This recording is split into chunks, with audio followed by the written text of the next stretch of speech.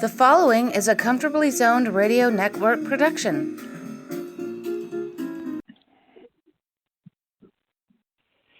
Thank you, Tally Olson.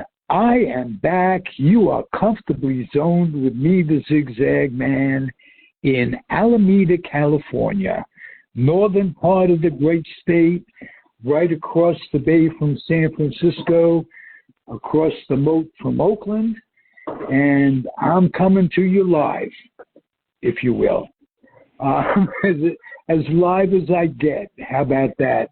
I'm happy to say I have two of my teammates from the Comfortably Zoned Radio Network as guests on this show, and these are the two guys that are representatives of SABR, which you baseball fans know is the premier organization, fan organization going, and they are mavens. So I'm going to introduce Alan Blumkin as the first maven. How are you? I'm hanging in there. Hanging in as we all are. Yeah. We are literally, we are day to day, and we are making the best of it as we go. We're not cheated on any level. We've lived long lives and good lives, and David Nemec joins us, speaking of living good lives. How are you, sir? I can echo every word you said, bro. That's how you put it very, very well. I really respect all of what you said. It really summed it up. That's basically how I feel. Well, all we have is our memories and our hopes for the future world. And we're living in times when it's very difficult to be positive on any level, given Trump and what's going on. The three of us happen to be Jewish, and what's going on. David is not Jewish. No, I'm not. I'm not Jewish. I'm a weed, Ralph. W-E-E-D. You know what a weed is? No. White Eastern European deist. Wow. You had me feel. You have a Yiddish cuff. I'm there too. I went to Hanukkah. I was there last Sunday, and my stepdaughter had a great feast, and I enjoyed it. And I've been to others before. I've been to a lot of Jewish ceremonies over my life, so a lot of other religious ceremonies with other religions too. So they're all fun and they're all interesting. Yes, they are, but I'm absolutely shocked. I've known you for 6 years, and I always assumed that you were Jewish. That's all. It's not a right or wrong. I hope you're not disappointed. I'm disappointed in everything but you, David Nemec. Okay. Yeah, I've known David for 1991. It's 32 years now. And that topic never came up. I don't know why I brought it up. I just thought that we were on the way to forming a minion tonight, and no. You want minions? Get Goldenbach. Okay, well, it doesn't matter. What the hell? It's all mythology, and whatever makes you happy and gives you pleasure. Just don't give money. You don't have to give money to be anybody money to be spiritual. That's my philosophy.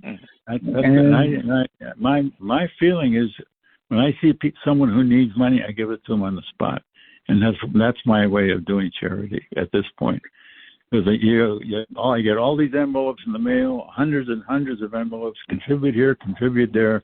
I want to see the person I give the money to, and I want to feel the joy that even if it's small joy, that it might bring gifts. You get tons of those. You give this, will match it, and Well, let's get on with it. I want to catch up with you guys. First of all, I want to catch up with you, David Nemec, on your memories of George Steinbrenner.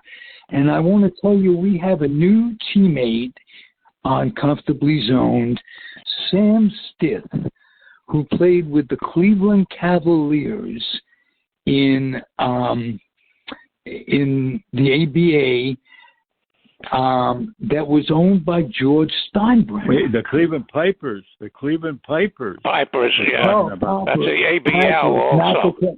That's the American Basketball League. Cleveland didn't have a team in the ABA, did it? No. The ABL that lasted a year and a half. Because right. when I was in school in Pittsburgh, Steinbrenner on the Cleveland Pipers and signed Jerry Lucas. Pittsburgh had a team called the Pittsburgh Reds. I was going to college out there in the early 60s, and the ABL lasted a year and a half. Didn't even make it through the second John season. McClendon was the coach of the Pipers. Yeah. And Steinbrenner, at that point, I still knew him. I still, he was still the George I knew. But then, he went a different direction. Well, Sam Stith said at that point he had nothing but good memories of Steinbrenner, who paid him top dollar and was fair in every way. Now, I mention that because you and Sam Stith are really kind of a minority in what the public thinks of Steinbrenner overall. And your experiences don't belie that. And I'm glad to be able to, broadcast or podcast or whatever and talk about the good side of people. Some of the good... Steinbrenner was the second best coach I ever had. I had a really good coach when I was a sophomore in high school. He's the assistant baseball coach and JV basketball coach. That was in Florida. A guy named Bobby Riggs. But Steinbrenner was in the 8th grade. I was in the Junior Olympics, and I was young. I was old young for my class, so I got in into I think the 12 and 13 or something like that instead of the 13 or 14 and 15, and he taught me how to high jump, and he actually taught me. He spent time with me, and he taught me how to get a starting box because we had a relay race, and he helped me with my softball throw. He actually took the time to really teach me, and I really appreciated that. Because most coaches just threw the ball out on the floor. You're a kid, you can shoot baskets, or you can play first base. You can, and they really didn't spend time with you, but he did. And he was a young guy and good-looking guy, and he liked kids, and I could tell that. Beautiful, nice memories. I want to touch base with Alan on some of his memories. I forwarded a mini documentary hosted by Costas, and it was on the 1960 World Championship team, specifically the last 3 innings that were played. And there's a video. Well, I did my first Sabre presentation on that. Really? Because I interviewed Dick Grote in February 1985 for like 3 hours, and I taped it. And a friend of mine helped me cut it, and we talked about tons of things, but when I made the presentation, I had to narrow it down to the last couple of innings of Game 7 in 1960. Wow. Yeah. And that was my first presentation. I mean, Dick Grote changed my life because I was, really crapping in my pants the first time I did it. I never spoken before an audience before. Right. And when people came up we had the meeting at Shea Stadium. They came up and congratulated me. After it was over, I took it out to Oakland, where the national convention was there that year, and I did it, and I didn't feel a thing. So I became a fairly decent public speaker. As you proved for... Hello? Can you hear me? I can hear. Can you hear me, David? Yeah, now I can. I lost you. I don't know what happened to Ralph. Is he gone? Yeah, he may try to get back in. Okay. If he does, he'll get back in. Let's start the encyclopedia. Okay. Sounds okay. good. Yeah. We're now going to discuss the David Nemec's epic work, the 19th Century Baseball Encyclopedia. How did you get started, and why did you decide to do this? I really started this when I got my first copy of Turkin and Thompson. The original baseball encyclopedia. The 1951, the first one, yeah, very first one. Yeah, I had that. Yeah. I really didn't know the origins of baseball. I knew about the Cincinnati Red Stockings because my father told me, but I didn't know that there was a league in 1871. And I immediately began looking at these scores and these players' names and the nicknames they had and so forth. And I was enamored of all this. And I started compiling note cards. I decided I was going to, because there weren't any rosters in the book except of. I know that. Yeah. Yeah. So I decided I started putting together rosters of every single major league team, which now would take a lifetime. But in 1950, it wasn't really all that hard. And I make a card for the 1871 Cleveland Forest City, the 1871, Boston Red Stockings, and so forth. And then I compile them, and I'd go through the book alphabetically. And I worked on that as a kid, and would do it off and on. Till eventually I got to a point where I realized, wait a minute, I'm at a point now where I finished with that Turkin and Thompson, and then Big Mac came along. And Big Mac did have, teams and so forth. That didn't come out. The first one didn't come out till 1968. Yeah, right. I think it was 1968 or 9. And I realized there are still gaps. There's still things missing. So I got together with a mutual friend, Ken Samuelson, and he sent me ICI sheets for all of these teams back in the 19th century. And he said, work with these and see if you can put together the complete rosters for these teams. But we don't really have complete rosters for any of these teams. So I did that. I realized this has never been done. So I decided I was going to plunge in and do a 19th century encyclopedia. And as happens often when you get a great idea, somebody else has it at the same time. And there was a guy, I can't remember his last name, Marshall something, who also decided almost at the very same time I did to start a 19th century encyclopedia. His was somebody named Marshall Smeltzer? No, it wasn't the name? that. It was a more common name. Oh. And he did finish it. He didn't have the compilations that I had, but between what Ken's ICI sheets, my own things, and so forth were, I put together rosters, and then I had to sell the book. And my agent went to a publisher called Donald I. Fine, and Fine at that point was about ready to retire, and he had a couple more books left in him.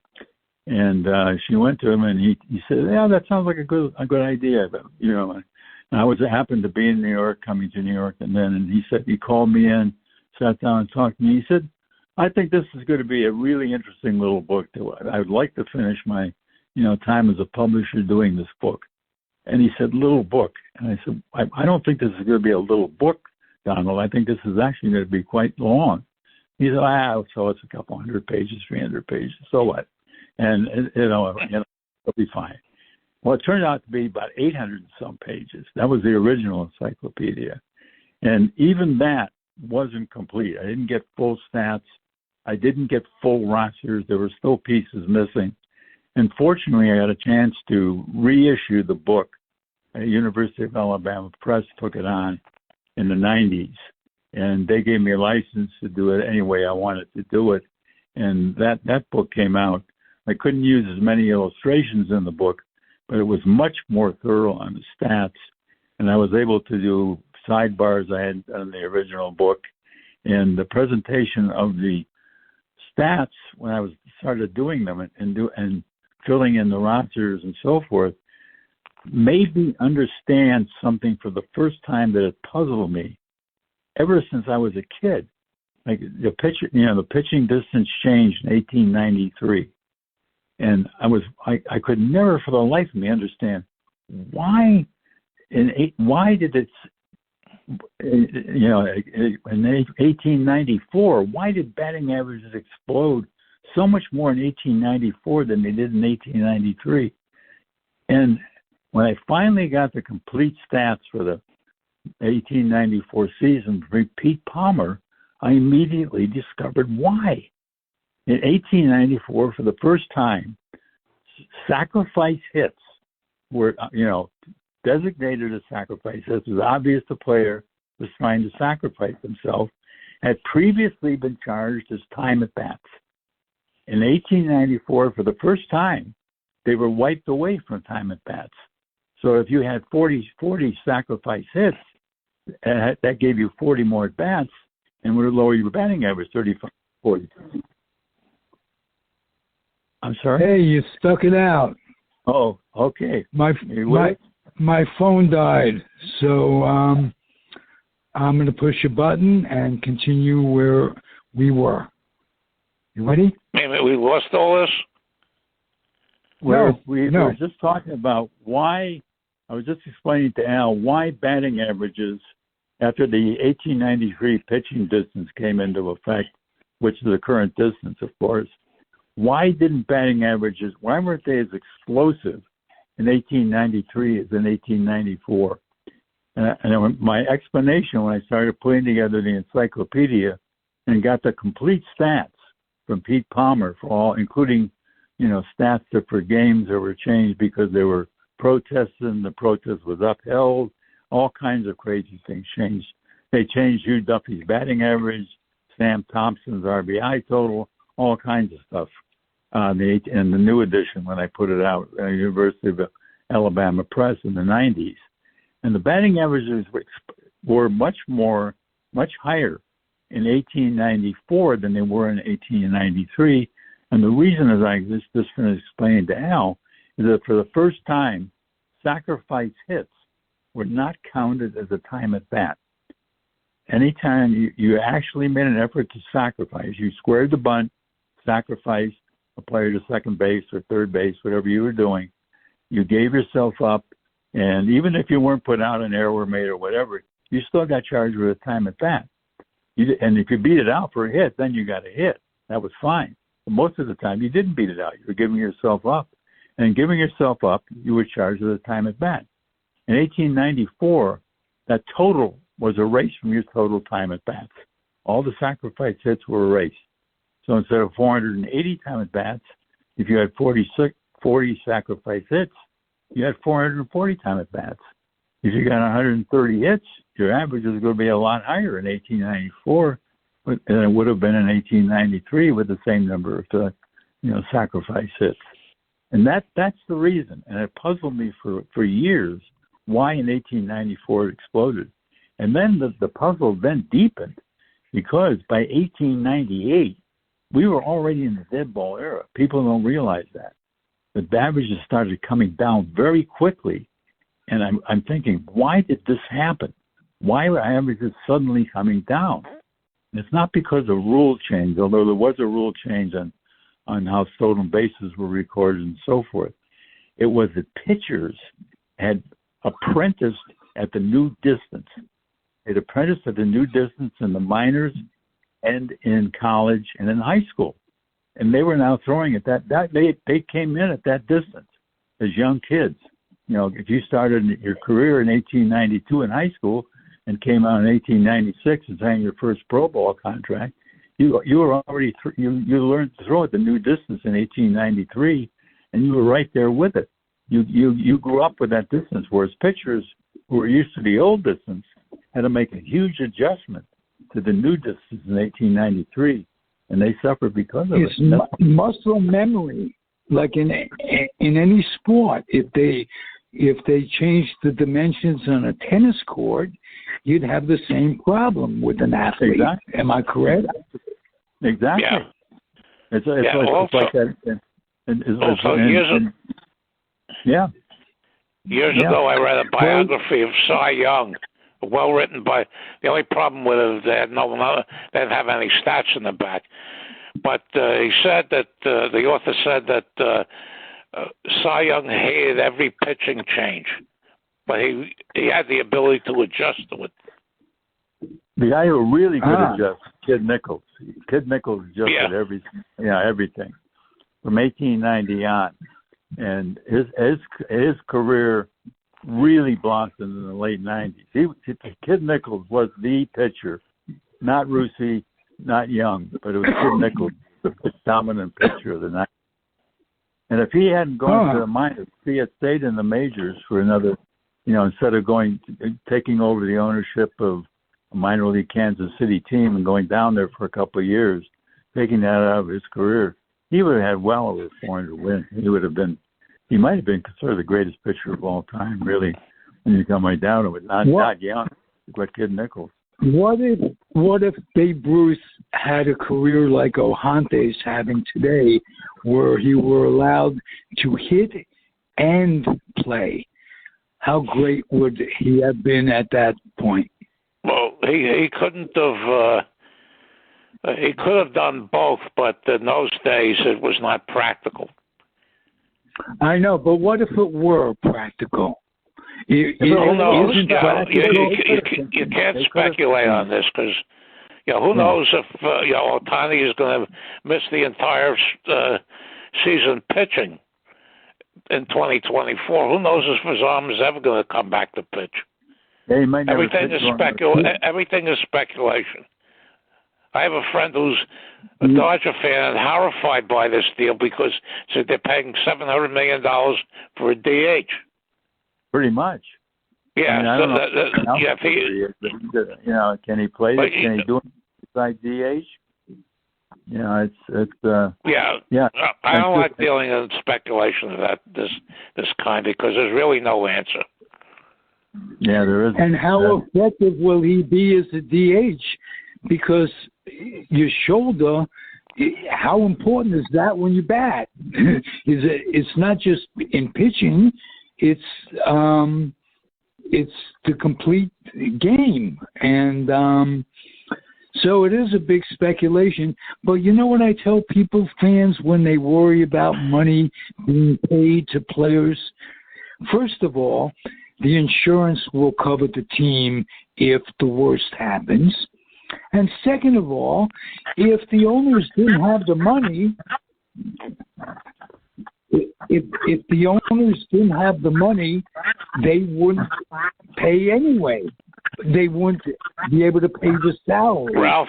So it's not coming out of our pockets, and the money's there. This is kind of Ralph. Can David and I get back on topic? Sure. I'm sorry. Yes. Okay. I will apologize. We wanted to get into the David, one of the questions. The 19th century, people don't realize the 19th century the origins of the dead ball era were by the end of the 19th century. Pitching was becoming dominant again. In 1892, pitching dominated. Anson was down there. Beckley was down in the 230s. A lot of good hitters were under 300, and they came bouncing back in '93, and then bouncing back even further in '94 when the sacrifice hit was no longer a time at bat. But by 96, 97 were still pretty good offensive years, although certain guys were starting to drop. Hugh Duffy dropped precipitously after 1894, because there was another rule that was put into effect. You could no longer just punch at the ball and tap it foul. You had to make a genuine effort. If you're going to if you hit a foul ball, that was fine. It wasn't a strike. But if you just poked the ball foul, you could be charged with a strike. And umpires started enforcing that, and Duffy's average declined precipitously after from 95 on. And so by the end of the decade, he was still a good ball player, but not a great ball player. And he never really led in anything again after that miraculous 1894 season.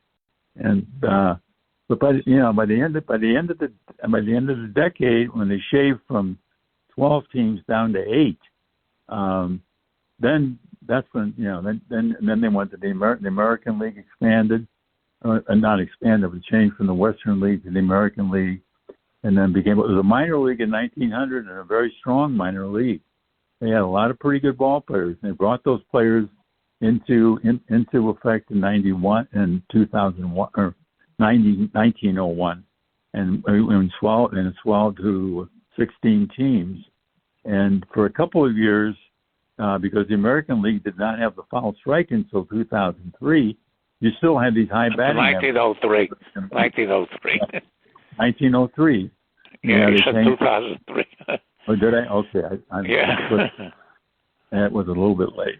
Yeah. In 1903, the American League adopted the foul strike rule, and Lajoie's average came down. Delahanty's average would have come down. All the averages of the guys in the American League were starting to come down, so that by 1905, 1906, we were in the throes of the dead ball era already. And this was little more than 10 years after the 1894 season, which saw guys who were hitting 340.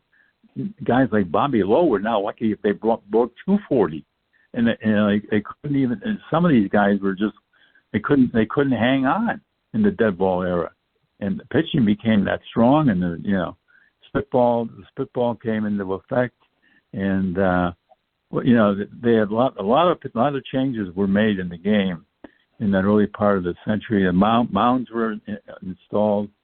In my encyclopedia goes into it a little bit, and sidebars on how pitching mounts came into being, and how certain pitchers thrived, and why they stopped, why their careers came to an abrupt close when pitching rules were changed. They were changed. I think the poster boy for that was Bill Hutchinson.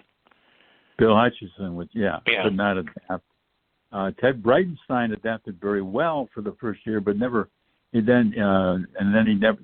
stayed pretty much there. Gus Wayne adapted fairly well, but he never was the same pitcher he was before 1893.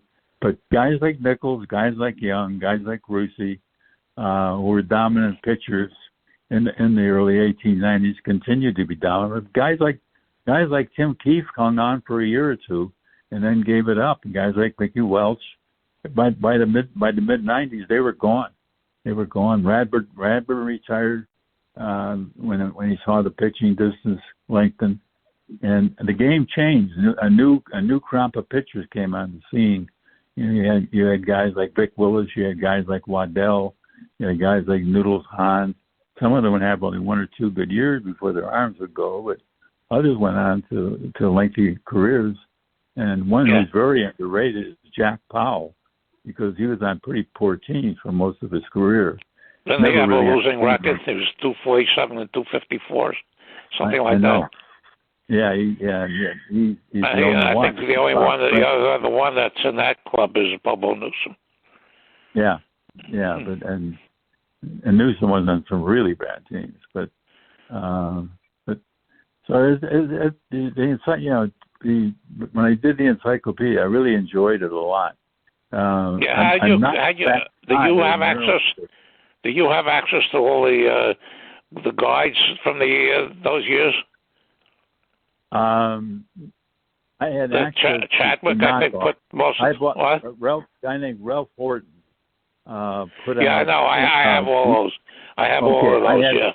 The only guide I have, and it's in tatters because I used it. I got it as a kid with the 1895 guide. I have that guide, and it's just coming apart. Everything I got was to read, not to keep, not to save. So nothing. Baseball cards were the same way. So my cards, when I went to sell them, they were all lesser in value than they would have been if I had been careful and that. Yeah, well, who knows? But I wasn't. We bought baseball cards. There was no monetary value to them. Yeah. Yeah, but I don't have any of the original guys. I just have the knockoffs that Horton did, and he did a really good job. And yeah, I know that. He did was a real service. Yeah, and Saber, Saber used to give those guides to you every convention you went to. You got a guide, or you got a set of common cards, or you got something that really was of value. Now, when you go to a convention, you're lucky if they give you a name tag, and that I don't even know if they give you that anymore. You hear the latest? They had this in the newsletter that comes out every Friday. If you want now, if you want a print version of the journals that they put out, the National Pastime and Research Journal, it's $7 an issue. Yeah, it is. You'll get the electronic issue you get for nothing. And yes, it is. And I used to save all the journals. I saved them all. I have them all. In '86, I would save them because they had a lot of good stuff in them. And now it's basically all a lot of mathematical analysis. And they gave me one time. They gave me one to edit. The historical stuff I went through very quickly, and then I went to the formulas and all this crap, and I told them, I said, I couldn't even do this stuff when I was in high school. Yeah. No, I sent it back, and they never asked me again because I couldn't do that. I wasn't interested in calculating formulas. Yeah, I know. I have not been saving guys. I've not been saving Saber publications in recent years, so I'm not going to miss it. But I do miss the fact that you used to get a newsletter every month. You used to get all kinds of stuff, you'd get a free Rabbit Moranville biography or Lefty Grove biography. Yeah, you got a membership directory. Yeah, now you're lucky if you can even get on the site because they change. It's crazy. They change all the ways you get in and all that every other month, it seems. And, it's a lot less. You're getting a lot less for, they're not raising their price of admission, but they are cutting themselves really short with members and what they're giving them. And, how do you verify all the numbers and the history? I can understand because I guess you have to go through a lot of newspapers from that era. Well, the numbers I took the numbers that Pete Palmer gave me for. Okay. And I can tell you one thing. I can tell you there's one batting race that's absolutely fraudulent, and without question. I figured it out. I worked with it, and I did this on my own. I haven't published it as yet, so I'm not going to go into the details. But a different guy won one batting title without question. And they're never going to change it, Saber. They're not going to do anything with it. They're not going to change Anson's batting titles. They're not going to touch anything. Not going to make any changes. So why bother with Saber to do it? And, Saber's now part of MLB. They're really not part of a research organization anymore. The research is secondary to MLB. So, you want to spend $600, you can go to Phoenix for the analytics conference. I looked at the topics, and I think it was either last year or this past year or the year before, and I won the lesson 2 seconds, and No, but it's there should be a chapter of Saber just for historians, senior Sabers chapter, and I think the senior Saber chapter would really be a key because they're letting a lot of stuff go. They're not getting into the Saber collection because guys who are leaving Saber, they're disgruntled, and they're not giving their stuff to Saber when they die, and a lot of very valuable collections of minor league research and so forth. Dick didn't give any of his stuff to Saber. He gave it all to the Hall of Fame, and in the Hall of Fame it sits in the shelf, and nobody, in the basement. It sits they have boxes of stuff that's donated there. Yeah. Yeah, it's the Hall of Fame in MLB, in MLB's pocket too. So really, baseball research needs something new. They really need a shot in the arm, and I don't know where to get it or who to give it to them, or even how to begin. But I know that there's a lot of stuff still out there. And I'm doing an article right now that if I can get this published, it's gonna, I'm hoping that I can do it. And I have to finish it first, and it's taking much longer than I thought it would. But it is something that's never been tapped before, and I'm hoping that I can get it done. And one thing that I've had to explain to certain friends of mine was the 1890s of syndication. Yeah. That was criminal what they did to baseball. That really was criminal. And if they'd gone on with that, it would have wrecked the game, and forms of it existed even in the 20th century. Let's face it. I mean, Yankees and Kansas City weren't a dual ownership in the 50s, but it certainly seemed like it. Well, you had the Dodgers with the Cubs, and you had the Red Sox with Washington, even in those years. Yeah, you did. You're right, and and. If you didn't have that weakling underneath you, you couldn't. It's very hard to build a contender. And the Cubs, I'm writing about the Cubs right now. I'm working on something with the Cubs, and what happened to them after the war is unbelievable. And I've got part of the story for why it happened. And it'll be fun doing it, the rest of it. Yeah, and the Phillies in the late 30s, they had a 5-year stretch from 1938 through 1942. They won as many as 50 games only once. And any time they got a player who was very good, like Bucky Walters or Claude Passo or Dolph Camilli, they had to sell them to keep operating. Yeah, well, they had no choice. And Nugent, I mean, he just didn't have the money. The team going, and finally had to give it up. And the guy who didn't have to give it up was Connie Mack. Here's Connie Mack. He breaks up his powerhouse team with Simmons, Fox, and Grove, and so forth, because he doesn't want to pay them anymore. They all want a big raise. So he goes on to cheat for the rest of the Depression, finishes last and next to last.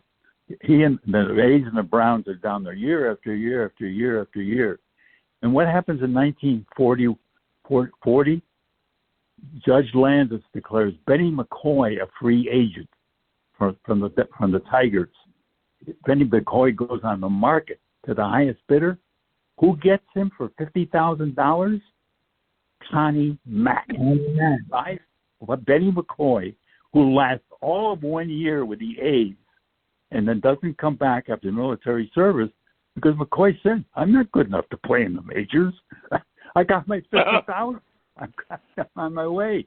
And McCoy formed a company team I think it was either in Michigan. And he formed this company team in Michigan, and he played semi-pro ball for many years after the war. And I'm writing about McCoy, about McCoy right now. And McCoy just was a stiff. And Mac forked over $50,000 for him, and he wouldn't buy a decent AAA. He wouldn't buy somebody like Buzz Arlett or Joe Hauser or bring these guys back. Or he might have to pay them a little bit of money. He'd rather dip down into the lower minors and get a guy who you get really cheap and just finish. And poor Bob Johnson ended up spending most of his career with the A's, and he would have probably been a Hall of Famer with any other team. The apologists for Connie Mack say that there were several reasons why he broke up the Fox, Simmons, Grove, Cochran team. One is that the Depression came in, Two, that there was no night ball. There was no. I don't even know if they're having broadcasting come from radio. And the third thing is the biggest thing I think is that Pennsylvania had blue laws, which prohibited Sunday ball until I think 1934. Well, I think it was a little earlier than that, but this other teams, there were other teams that didn't have radio either. They weren't the only. Philadelphia wasn't the only city that suffered from stuff like this. No, but nobody had night ball except Cincinnati. The Phillies, Asian Pirates had couldn't play on Sunday until they changed the blue laws there. And Mac got rid of the team of the dead ball era because a lot of it was because of the Federal League. They didn't want to pay these kind of money to keep the Eddie Collins. As he signed Eddie Collins for a big contract, immediately sent him to the White Sox. And the fact that what Collins was making compared to the rest of the White Sox was one of the factors that caused the Black Sox scandal. Yeah. Don't get me started on Cutting Mack, because I think this guy is the most overrated figure in baseball by far. It's there's nothing good I can find to say about the guy. The way he treated players.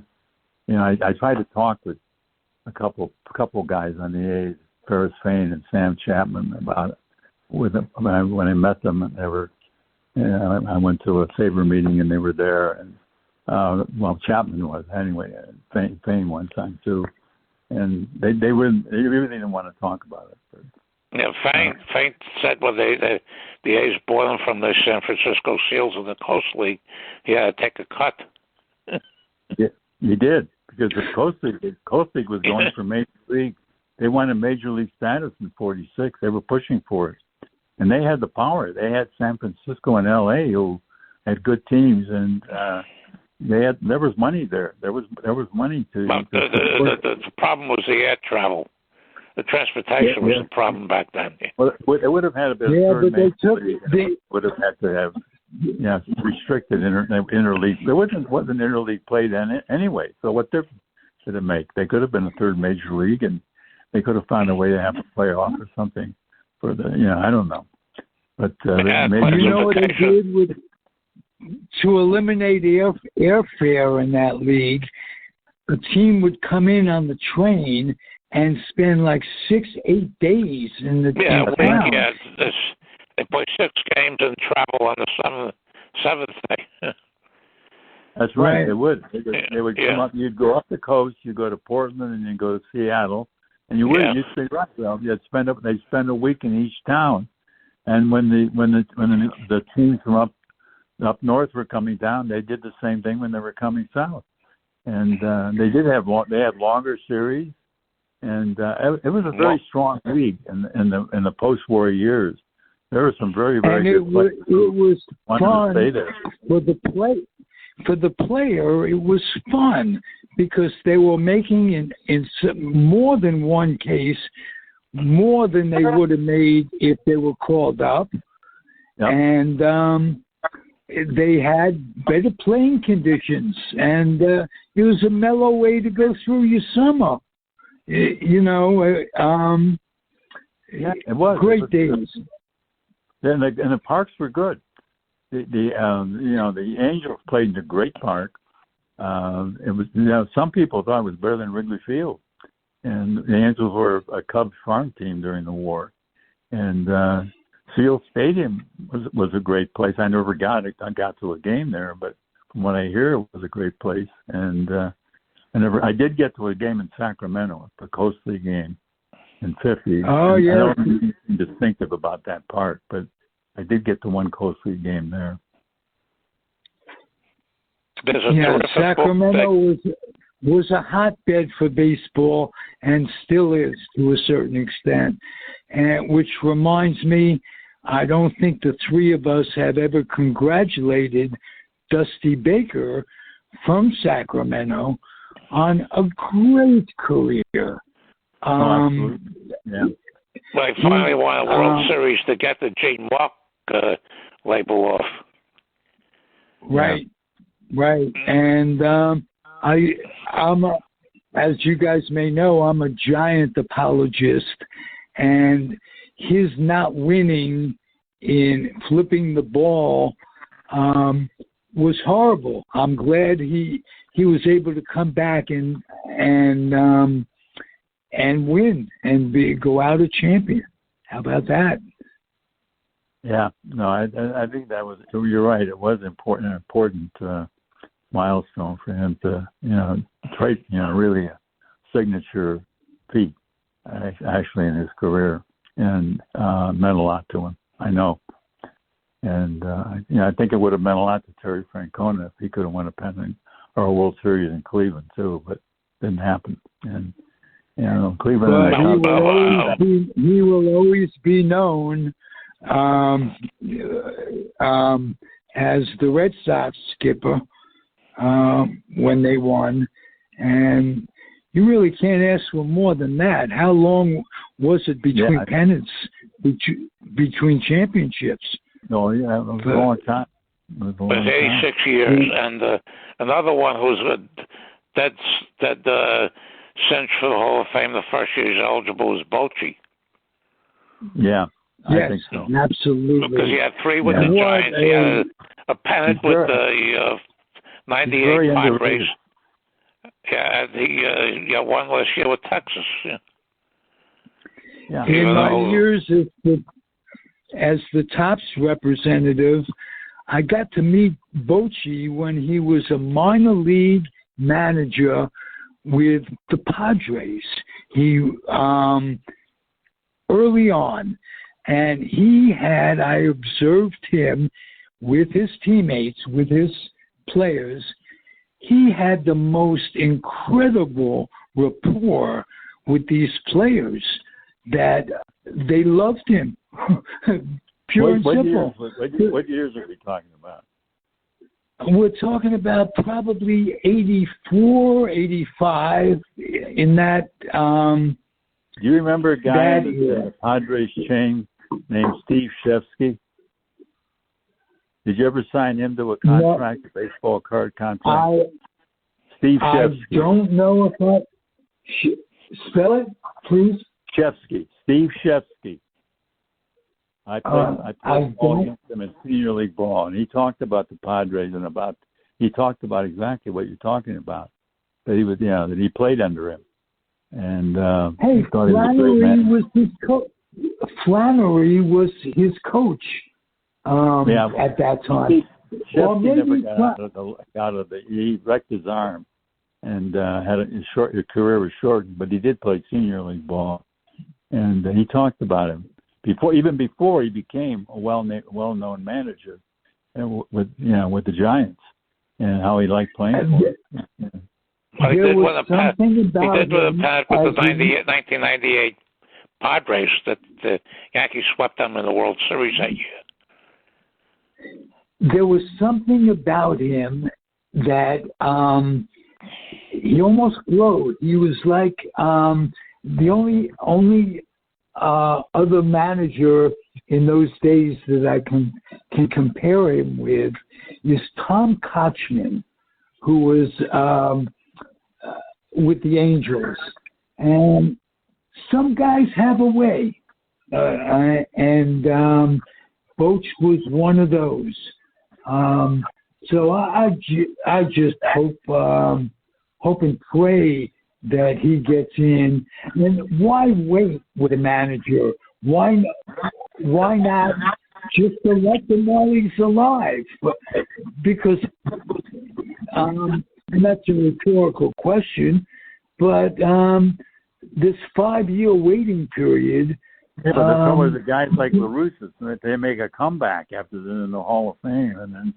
Russa, the only 2 managers who came back after getting into the Hall of Fame was Mack and La Russa.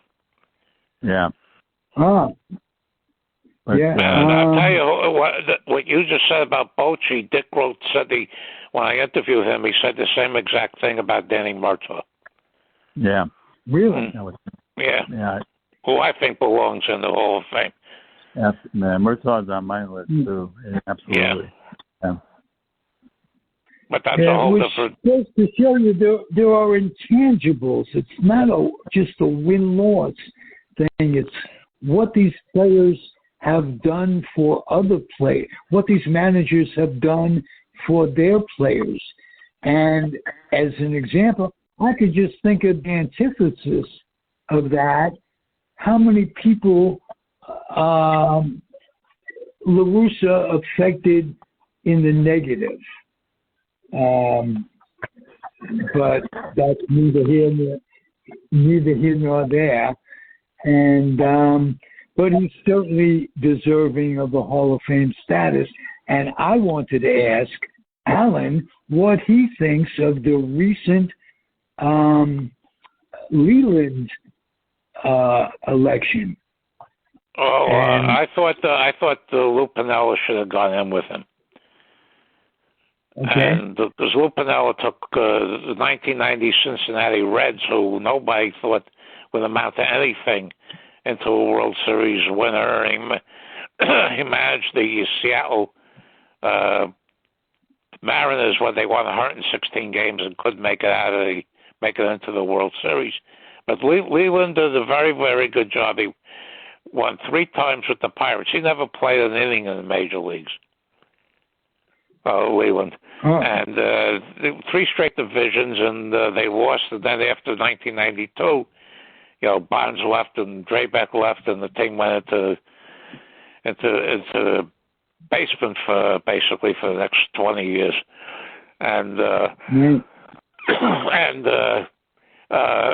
managed the Tigers. I think he got into the World Series. When they lost to the Cardinals in 2006. And he managed the Marlins, that one year that the 1997 when they won. He was a very good manager, but managers become a very testy subject to me. He at least has 1 World Series. Yeah. Others that have 1 World Series include Leo DeRocha and Bobby Cox. Well, yeah, hard to believe and, that McGraw had 3. Team. McGraw had 3. And Al Lopez is in there as a manager with 0. Yeah, Al Lopez to me is a travesty. It never should be in the Hall of Fame. Yeah. So unfortunately, it becomes very, very subjective. Yeah. And you have a lot of people. I just want to say one last thing. You have a lot of people with Hall of Fame ballots that have no idea what they're doing. I'll give you one little last fact. Don Larson, who had an 81 and 91 career record, got Hall of Fame votes all 15 years he was on the writer's ballot. I did not know that. I found that out about a year ago. Yeah. That's incredible. Okay. Yeah. Hey, I got to end it for us. Time is our enemy sometimes. Let's make it a regular basis whenever you want. You guys always have this microphone, and I enjoy these things. I really enjoy this because I learned. Al pointed out something to me I really hadn't thought about it. That's Piniella. I really had not thought of him in that way. And you're right. You made a very good point about him. Those are 2 teams that really never the Reds, that Mariners team, because they couldn't repeat. But that year was an incredible year. Yeah.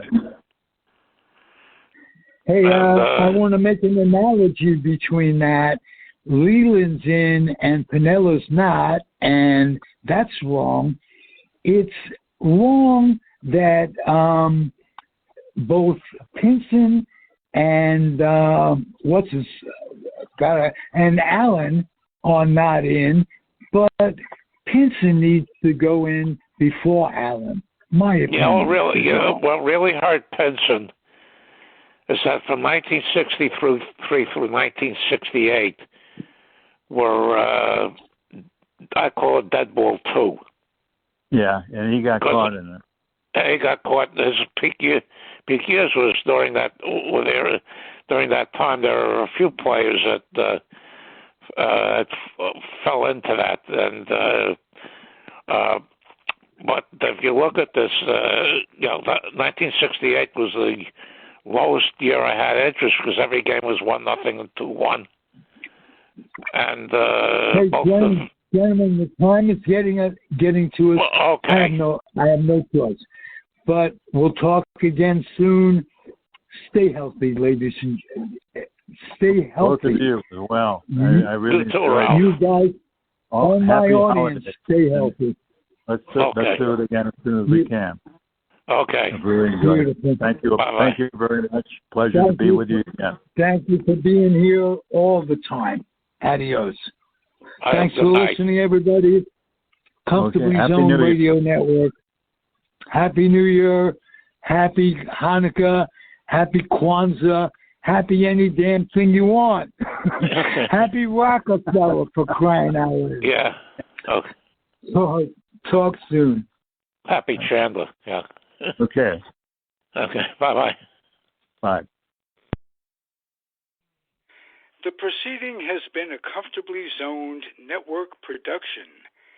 You are advised to keep your dreams wet, your humor dry, your children and grandchildren out of military recruiting offices and off the laps of clerics who wear dresses. Thank you for listening, everyone. Happy trails.